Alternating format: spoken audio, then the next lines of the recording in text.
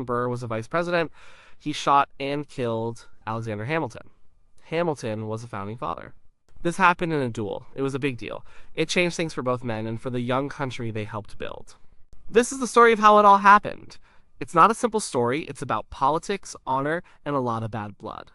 The early days of America were rough. People were figuring out how to run a country. There were big arguments. Two main groups formed. One group was called the Federalists. Alexander Hamilton was a big leader for them. They wanted a strong central government. They liked banks and trade. The other group was called the Democratic-Republicans. Thomas Jefferson was their guy. Aaron Burr was also a big part of this group, especially in New York. They liked states' rights more. They worried about too much power in one place. These two groups fought hard. It was not just about ideas. It got personal. Hamilton and Burr were both very smart. They were both lawyers in New York. They often worked on cases against each other. They knew each other well, but they were very different men. Hamilton was loud. He spoke his mind. He was passionate. He believed in his vision for America deeply. He was also a little quick to judge people. He saw Burr as someone without principles. He thought Burr only cared about himself. But Hamilton never really trusted Burr. Burr was quieter, he was charming, he was very good at politics. He knew how to work behind the scenes. People found him mysterious sometimes. He was ambitious. He wanted power, but he did not always share his plans. This made people like Hamilton suspicious of him. Hamilton saw Burr as dangerous. He thought Burr would do anything to get ahead. Their rivalry was long. It started early in their careers. It was not just about policy. It was about who would lead New York. And it was about who would have influence. Hamilton was a big voice. He wrote a lot. He said bad things about Burr in public and in private letters. He often called Burr morally corrupt. He called him a danger to the country. Burr knew Hamilton was saying these things. It hurt him. It damaged his name. One big moment was the election of 1800. Thomas Jefferson and Aaron Burr both ran for president. They were on the same ticket. They tied in the Electoral College. This meant the House of Representatives had to decide. Hamilton hated Jefferson, but he hated Burr more. He thought Burr was a worse choice. He worked hard to convince Federalists to vote for Jefferson. He wrote letters. He talked to people. He called Burr a Khazar. He said Burr was a man of unbounded ambition. Hamilton helped Jefferson become president. Burr became vice president instead. This made Burr even angrier at Hamilton. He felt Hamilton had truly wronged him. It was a betrayal. He thought Hamilton had stopped him from reaching the highest office. The feud simmered for years after that. Hamilton kept talking bad about Burr. He did it even after Burr became vice president. Hamilton's words had weight. People listened to him. He was a hero to many. He was a founding father. His opinions could ruin a man's career. Burr felt his honor was being attacked again and again. He felt Hamilton was trying to destroy him. This was not just a political disagreement. It was a personal vendetta. In 1804, Burr ran for governor of New York. He needed a fresh start. He hoped to win. But Hamilton worked against him again. Hamilton spoke out. He wrote letters. He said Burr was unfit to lead. Burr lost the election. It was a big defeat for him. He felt it was Hamilton's fault. He saw Hamilton as the reason his political career was failing. He saw Hamilton as someone who just wouldn't let him succeed. After the election, a newspaper printed a letter. It mentioned Hamilton's despicable opinion of Burr. This phrase really got to Burr. He read it, he thought about all the years Hamilton had attacked him, all the times Hamilton had tried to ruin his reputation. This was the final straw. He felt he could not let it go. His honor was at stake. He believed Hamilton was trying to make him look bad to everyone. He believed Hamilton was trying to make his life impossible. He felt he had no choice but to demand a satisfaction. He felt he had to make Hamilton account for his words. It was not just about this one insult, it was about all of them. It was about a lifetime of insults. He needed to clear his name, and in those days, a duel was how a gentleman did that. Back then, personal honor was everything to a gentleman. If someone said something bad about you, especially in public, it was a serious attack. It was not just about your feelings, it was about your reputation, your family's name, your standing in society. People took these things very seriously. To let an insult go by, especially a repeated one, meant you were a coward. It meant you had no honor, no self-respect, and that was worse than death for many men. A duel was how men of a certain class settled these deep insults. It was a formal affair. It had rules. It was dangerous, but it was seen as a way to prove your courage and defend your good name. Aaron Burr felt his name had been dragged through the mud for years. Alexander Hamilton had been doing it. Hamilton's words were powerful. He had stopped Burr from being president. He had helped him lose the governor's race. And now, this newspaper story. It quoted a doctor saying Hamilton had expressed a despicable opinion of Burr. This wasn't the first time, it was just the latest, but Burr felt like enough was enough. He was the vice president of the United States, yet a political enemy kept slandering him. He couldn't stand it anymore. He felt like his honor demanded action, so on June 18, 1804, Burr sent a letter to Hamilton. It was a formal letter. He demanded an explanation. He wanted Hamilton to say exactly what despicable opinion he had expressed. Burr wanted a full accounting for all the insults over the years. He wrote that he had seen a letter of yours containing expressions derogatory to my honor. Burr felt Hamilton had crossed a line that a gentleman simply could not cross without consequences. Hamilton wrote back. He was vague. He said he couldn't recall every bad thing he'd ever said about Burr. He said he had said many things about Burr in the political heat of the moment, but he refused to take back everything. He refused to give a broad apology. He felt that would be like admitting guilt for something he hadn't done, or something he felt was justified. Hamilton also believed that some things he said were private. He didn't think he should have to account for every private comment. He did not want to be put in a position where Burr could call him out for every single critical remark. This back and forth went on for a bit. Burr insisted on a clear answer. He wanted Hamilton to either deny the specific words or apologize for them. He wanted Hamilton to retract all the general bad things he'd been saying. Hamilton refused to be so specific. He felt Burr was trying to trap him. He also felt that Burr was being unfair. Hamilton knew he had said bad things about Burr, but he believed they were true. He believed Burr was dangerous. So he wasn't going to lie and say he hadn't, and he wasn't going to apologize for what he believed was the truth. The letters got more formal. They were passed through seconds. These were trusted friends who acted as messengers. They tried to smooth things over, but Burr was determined. He would not back down. He felt Hamilton was avoiding the issue. He felt Hamilton was still trying to keep his honor intact while destroying Burr's. Burr felt he had no other recourse. He felt he had to force the issue. Hamilton knew what this meant. A challenge, a duel. He actually did not want a duel. He had a family, he had a wife, Eliza, and many children. His oldest son, Philip, had died in a duel just 3 years before. It was a tragic event. Hamilton knew the pain it caused. He wrote in a paper before the duel that he was against the practice. He said he had strong religious and moral objections to dueling. He also mentioned his family. He thought about their future, but Hamilton also lived by a code of honor. He believed if he backed down, his reputation would be ruined. He was a leader. He was a man people looked up to. If he let Burr push him around, he would lose respect. He would be seen as a coward, and that was something he could not accept. He also thought if he backed down, Burr might just keep going after him. So, despite his personal feelings and his family's pleas, Hamilton accepted the challenge. He agreed to meet Burr. It was set for July 11th, 1804. They would meet in Weehawken, New Jersey. This spot was often used for duels because it was just across the Hudson River from New York City. It was outside the city's laws against dueling. It was a quiet, private spot, a place where two men could settle their scores without too much fuss, at least at first. Both men knew the risk. They knew what could happen. They both chose to go through with it. The morning of July 11th, 1804, was early. It was before sunrise. The sun was just starting to light up the sky over the Hudson River. When Aaron Burr woke up, he got dressed. He met a man named William P. Van Ness, and Hamilton did the same. His second was Nathaniel Pendleton. They went to the river. They took boats across from Manhattan to Weehawken, New Jersey. This was a private spot, a rocky ledge by the water. It was known as a place where duels happened. It was outside the reach of New York law. Both men knew the gravity of the situation. Hamilton had written a letter the night before. He said he felt no ill will towards Burr.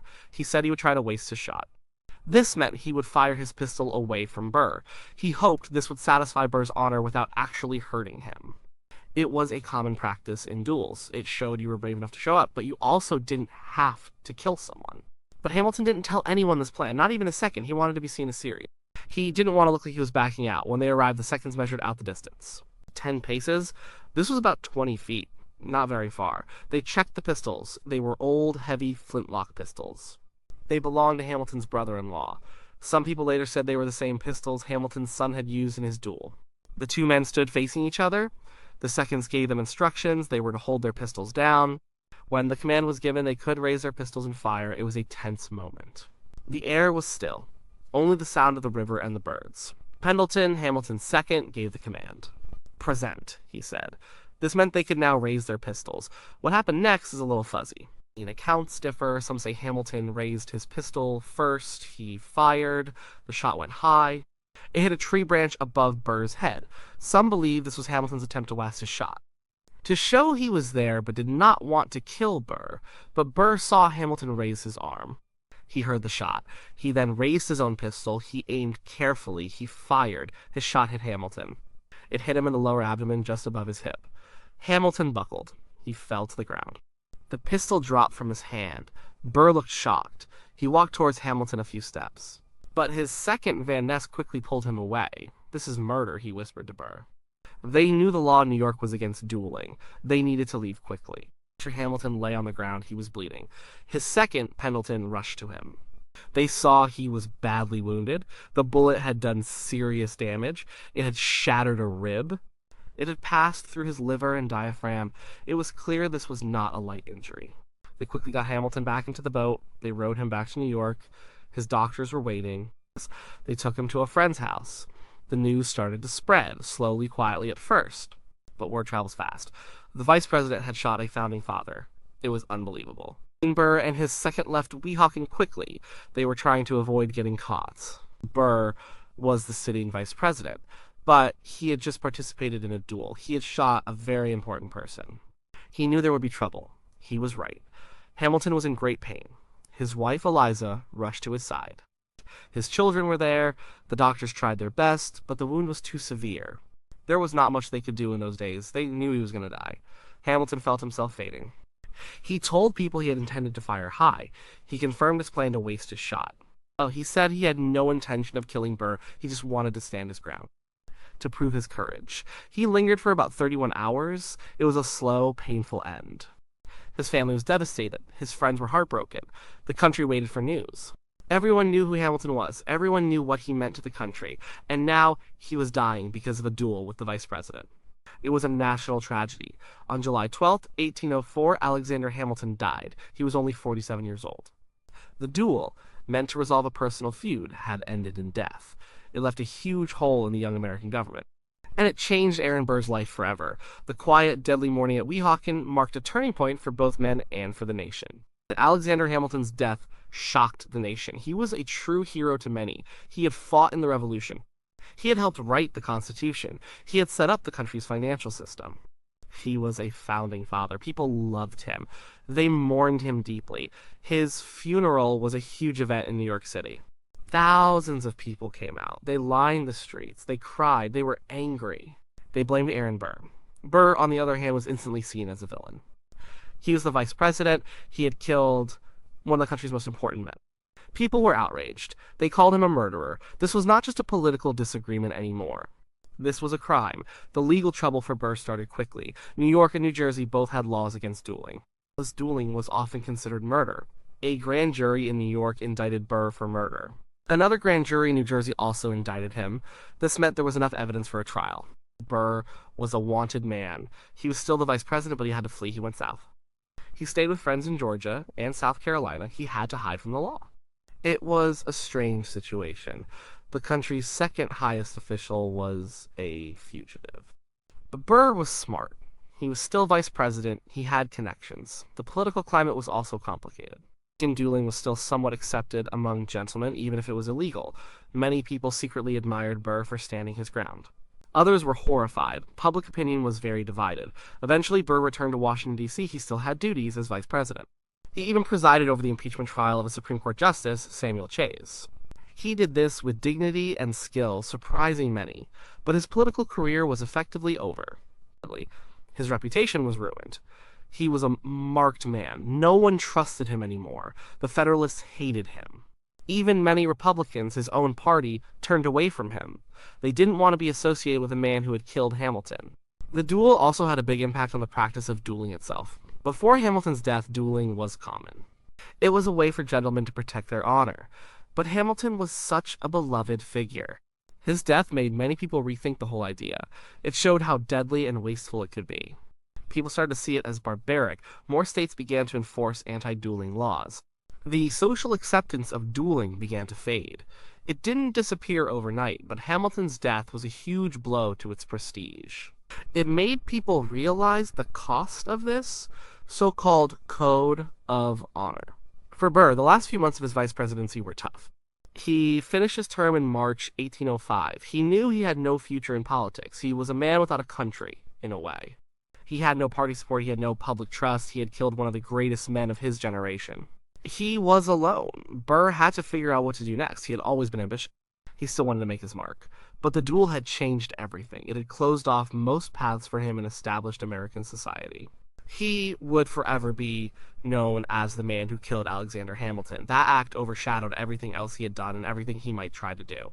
It was the defining moment of his life, and it pushed him into a very different and even more controversial path. The immediate fallout was public shame, legal threats, and the end of any respectable political future. It was a dramatic fall from grace for a man who had once been so close to the highest office. He was shunned by many of his former friends and colleagues. The country tried to move on, but the scar of the duel remained. After his term as vice president ended, Aaron Burr's life took an even stranger turn. With his political career in ruins because of the duel, he looked for new opportunities. He still had ambition, he still wanted power, he started looking west. The United States was expanding. There was talk of new territories. Burr began to hatch a plan. It was a wild, unclear plan. Some say he wanted to create his own empire in the American West or Mexico. Some say he wanted to separate parts of the western U.S. and make them his own. Others believed he was working with the British or the Spanish. His actions became very suspicious. He gathered men. He tried to raise money. He was vague about his intentions. This led to trouble. In 1807, he was arrested. He was charged with treason against the United States. This was a huge deal. It was a very serious charge. President Thomas Jefferson, his former running mate, was convinced Burr was guilty. The trial was a big spectacle. It was held in Richmond, Virginia. Chief Justice John Marshall, a Federalist and cousin of Jefferson, presided. It was a landmark case. Many famous lawyers were involved. Burr defended himself with skill. The government could not prove that Burr had actually committed an overt act of treason. The Constitution defines treason very strictly. You need two witnesses to the same overt act. The prosecution couldn't meet this standard. Burr was acquitted. He walked free. But the trial further ruined his public image. He was seen as a schemer, a man who might betray his country. After the treason trial, Burr left America. He went to Europe. He tried to get support for new schemes. He tried to restart his life, but he had little success. He spent years wandering. He was often in debt. He was a lonely figure. He eventually returned to the United States in 1812. He settled back in New York City. He tried to practice law again, but he was never able to regain his former standing. He lived a long life after the duel, dying in 1836 at the age of 80, but it was a life overshadowed by the duel and his later controversies. The duel with Hamilton defined Aaron Burr. It was the event people always remembered him for. It turned him from a respected, if sometimes controversial, politician into a national outcast. He was a man who couldn't shake the past. His ambition, his intelligence, his charm, none of it could overcome the shadow of Hamilton's death. He lived a long life, but it was a life mostly spent in obscurity and infamy. Alexander Hamilton, on the other hand, became a martyr. His death solidified his place as a founding father. His vision for America with a strong federal government, national bank, and industrial economy largely came true. He is remembered for his brilliant mind, his service, and his contributions to the young nation. The duel for him cemented his legacy. He died upholding his honor, as many saw it. His final act, of perhaps firing his pistol high, even made him seem noble in his final moments. The Burr-Hamilton duel is more than just a historical event. It's a tragedy. Two brilliant men. Two founding fathers in their own ways, both full of ambition, both deeply committed to their idea of America. But their personal rivalry, fueled by politics and a strict code of honor, led to one of the most famous and fatal encounters in American history. It shows how personal feelings can mix with politics in dangerous ways. It shows the high cost of honor in a time when dueling was still a way of life. The story still fascinates people today. It's a powerful reminder of how fragile life can be, and how quickly a career, a reputation, and a life can be lost. Aaron Burr, the sitting vice president, did indeed kill Alexander Hamilton, a founding father, in a duel. It was a defining moment for them both, and it left a lasting mark on the story of the United States. It's a dark chapter, but one that helps us understand the passions and perils of early American politics.